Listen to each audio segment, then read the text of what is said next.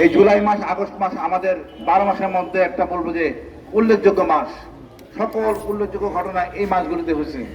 হাদি ভাইয়ের 1 জুলাই জন্ম, এটা খুবই গর্বের এবং সম্মানের বিষয়। 33 বছর বয়সে হাদি আমাদের মনে যে জায়গা দখল করে নিচ্ছে, অন্য কোনো নেতা এই জায়গা দখল করতে পারে নাই। আমাদেরকে হাদি এবং নতুন বিপ্লবীরা আমাদের শিখাইছে ভারত আমাদের শত্রু।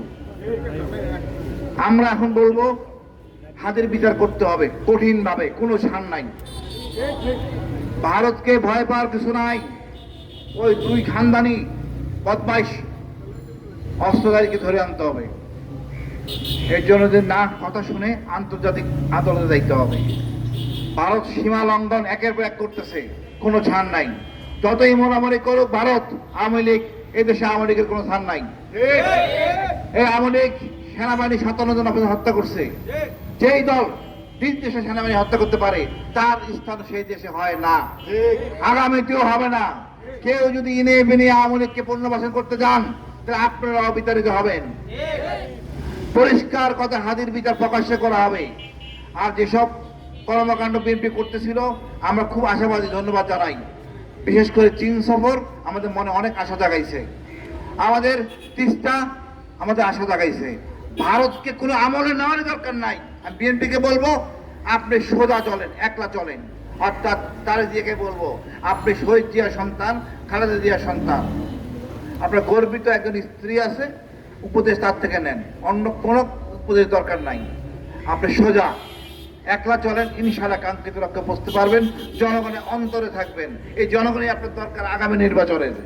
কারো অনৈতিক কথা শোনার কোনো প্রয়োজন নাই, কারো চোখ রাঙানো শোনার কোনো দরকার নাই। আমরা সমমর্যাদার ভিত্তিতে থাকবো। হাদির হত্যাকারীকে নিয়ে আসেন, ওনাদেরকে পরিষ্কার ভাষায় জানান।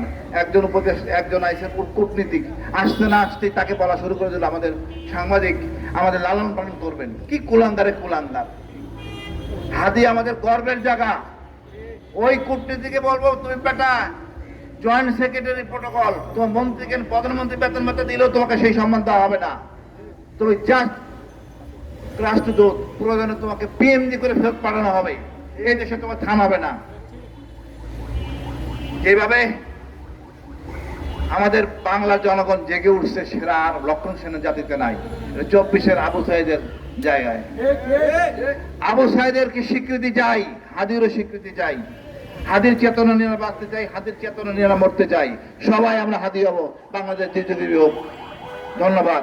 তবে একটা কথা আছে, আমাদের জাদুঘর এখানে উদ্বোধন করতে হবে। জাদুঘরটা রেখে দেওয়া হয়েছে কার কষ্টে বুঝলাম না।